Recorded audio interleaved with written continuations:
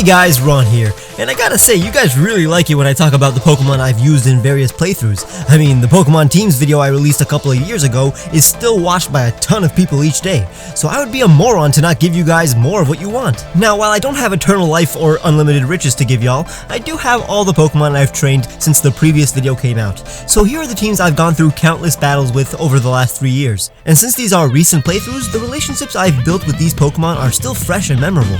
We'll be going in chronological order, starting with the Black 2 Nuzlocke I was playing on the channel at the time the previous video was released. It was my first and only Nuzlocke and Let's Play. I started with my Unova go-to starter Samurott. I named him Sokka cause goddamn does Dewott resemble Season 2 Sokka from Avatar, and Samurott resembles him in Season 3. I had a useful Watchog named Byakugan, a famously Vanny named Thick, who you guys see a lot on this channel because whenever I record some Black 2 footage for a video, I usually send out Thick. I kept her to prove that Leavannies are underratedly strong, and they are. She was the mother of the group. I had a P-Dove named Olive that died in her first battle, my first Nuzlocke death ever. My Crobat Nosferatu was a fine replacement though. I'm very fond of Crobats. I was so glad that I caught a Drillbur named Monty, but Colress killed him, so I went with Katie the Crocorock. I picked up a Baniri named Bulma, but preferred to keep a Darmanitam named Manny on my team. Manny was fierce and insanely strong. I was given Zoroark, which I used to replace Byakugan once opponents became tougher and needed some pummeling. Unfortunately, Katie was killed by a randomly strong Darumaka, and her final replacement was Arya the Zangoose. I was happy that I was able to finally use a Zangoose on my team. Each move she used was a different type, which made me happy. The next game I played was Ultra Moon. I had a Decidueye named Oliver, after the Green Arrow and Olive, and a Alolan Raichu named Ray, like from Star Wars, and it was honestly the hardest thing to train from a weak little Pichu to a super useful Raichu. Very satisfying. Ray lost so many battles when she was a young Pichu, but was a master in the postgame. There was Archie the Arcanine. Bamba the Ribombee was an unexpectedly useful Pokemon, so fast. Delilah the Mudsdale was the MVP. Her ability Stamina boosted her defense every time she was hit with a physical attack, and that allowed her to stand her ground in every battle. I went from kinda being indifferent about Mudsdales to totally loving them. And finally, a Walrein named Wally. I've wanted to have a Walrein on my team since I was a child, so it was a huge deal for me. Considering I didn't use the XP share, this was the most difficult playthrough I've ever had. Ultra Necrozma was the icing on the cake. The tough totem Pokemon and bosses we defeated allowed me to bond with this team more than any before it, and it won't be the last I'm super fond of. My second playthrough of Pokemon Black was actually started before the previous video, so I mentioned it in part 1, but I actually took a break from playing it midway and then continued a year or two later. Here is the full team. My Samurott named Otto, my beloved Stoutland Sunny, who I'm so glad I trained. I've always wanted a Stoutland and Sunny didn't disappoint. I had a Liepard named Bagheera for the first 2 gyms, but replaced her with my Zipstricus Strika. For second, I had a Pansear named Seriously, cause that was my reaction when I got it. Seriously? It was replaced with Scarlet the Scolipede. Early in my playthrough, I encountered a Sock that was wrecking my entire team. It was so savage that I decided to catch it, name it Dirty Dan, and place it on my team. Nazca the Sigilif was such a cool addition. It was insane bonding with a Pokemon who had no face, but I managed to do it. However, by the time I got to the 6th gym, Dirty Dan was the weakest on the team, so he was replaced by Axel the Haxorus. It was tough having Axew for so long, and Fracture struggling to get by, but once Axel was fully evolved, I realized that every member of this team was an MVP at different parts of my journey.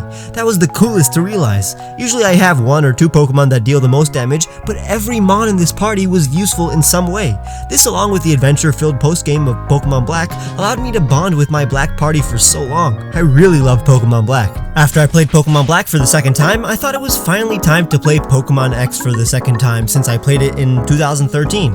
I also made sure to almost never use the EXP share, which allowed my X team to have many difficult fights. The following team was struggling, but that made it more fun than my first X playthrough. I had my Chestnut Charlie, my Talonflame Pip, a Florges named Flora who didn't fully evolve until later in the game and went from the weakest Pokemon in my party to the strongest in a matter of minutes.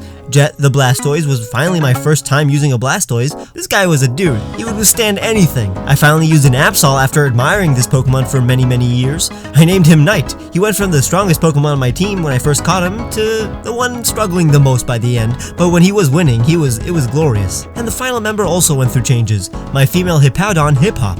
I've always thought Hippowdon was an epic Pokemon, so it was cool having one for once. She was pretty weak as a Hippopotas, since she didn't learn good ground moves until she was fully evolved. but once she was a Hippowdon, she was a sassy beast. Pokemon X is definitely one of my least favorite Pokemon games, but you can have great memories in any Pokemon game, and this team proved it. Let's Go Pikachu was a bit different. Since the game kind of forces you to catch many Pokemon, I took advantage of this and played in a completely different style than I ever have, and it allowed me to have the best relationship with any team I've ever had.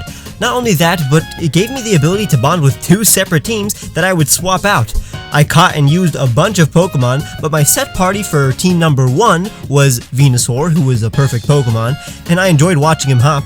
Nidoking, whose moveset was tricky since it was more akin to the Gen 1 moveset. Golem, which was weird without sturdy, but fun seeing him roll. Charizard, who I actually bonded with a lot since I would fly on him all the time.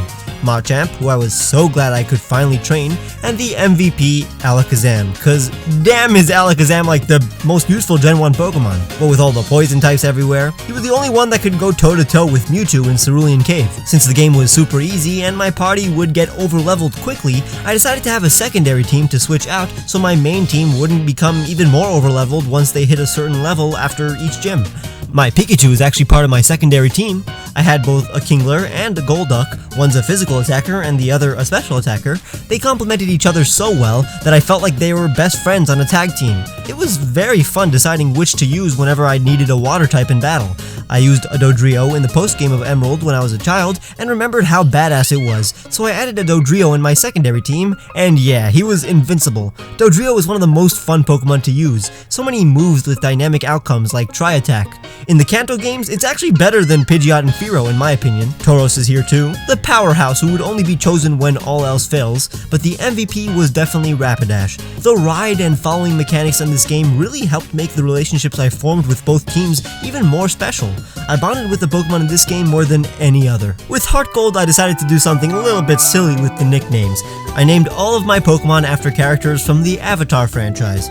My starter was Typhlosion and his name was Zuko. He was fine, but my Ampharos Azula was one of the MVPs. She was always one level above everybody else because she was so powerful and fierce like the character she's based off. I always imagined her with an evil stare. I traded in a Dratini from my previous Heart Gold save file and named him Aang, the last airbender, but it's definitely a hard training one. He wasn't fully evolved until midway into the postgame, but obviously he was a beast by then.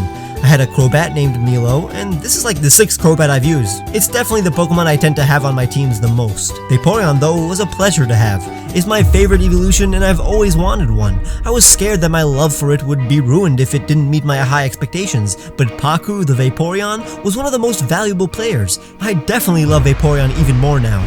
I've always wanted a Donphan, but Phanpy is found so late into the game and at such a low level at that point that I settled with a Sudowoodo named The Boulder. He was fine, but in Victory Road I found a beautiful Donphan. I caught her, named her Toph, gave her awesome coverage moves like Thunder and Fire Fang, and she was the most useful in the Elite Four. And I thought this team was solid. Not my favorite though, but then I battled Lance. My Pokemon were level 42 and he had dragons up to level 50. None of my Pokemon could survive battling his 2 Dragonites. I had a 40-minute battle with Lance in which I kept on reviving and switching out Pokemon. I must have revived my Dragonair 5 times, but it really was my Pokemon's teamwork that allowed me to win. All of them played a major part in defeating Lance, whether it be my Donphan, who was the only Pokemon who could last long enough for me to revive multiple Pokemon, my Ampharos, who could successfully paralyze the Dragonites, my Crobat, who was the only one fast enough to land successful Confuse Rays before getting knocked out, after which I would send in my Dragonair, who was the only one able to land damaging super effective moves on them, when they were confused at least, and my Typhlosion, who was able to land the finishing blow against his last Dragonite with a quick attack. And then my Vaporeon was the only one left, and managed to defeat his last Pokemon, which was fortunately a Charizard. It was the most intense trainer battle I've ever had. I loved it, and because of that experience, my relationship with this team went from great to one of the best in my entire life. And obviously my most recent playthrough was in Pokemon Sword. Definitely the most fun I ever had with a team, since like in Pokemon Let's Go, the EXP share is permanent. I decided to have more than 6 Pokemon on my team, and I didn't just have 2 separate parties like in Let's Go Pikachu. I literally just had a team of 10 Pokemon. It was amazing. I just configured the team into multiple combinations of the following 10 depending on who I was about to challenge. It really helped prevent my team from becoming over-leveled, and it was a blast. In the order I obtained them, my Pokemon were my trusty Rillaboom, a super cool Corviknight, a surprisingly awesome Orbeetle, who I didn't even know of until it was fully evolved, Dreadnought, Boltund, the only non-Galar Pokemon here, Beware, a Centiskorch who was incredibly handy, super glad I decided to get one, a Grimmsnarl who I almost never caught because I originally disliked Impidimp, but fell in love with the family after understanding its purpose and how fun they are. I really couldn't have beaten the game without a fairy type like Grimmsnarl. Kaparaja is like my favorite animal, an elephant with my favorite color. I couldn't find one easily, so I thought I wouldn't get one, but when I found a Qfent, I instantly caught it. Kaparaja became one of my many MVPs. And finally, Grapploct. I thought it was the coolest looking Pokemon when I first saw it. And with these Pokemon, there was an extra bit of strategy when determining which Pokemon to keep on my team before every major battle. I totally recommend trying to play the game with a team of 10 or 12. It's very fulfilling, especially if it's your first time playing through a game and there are so many new Pokemon you want to use.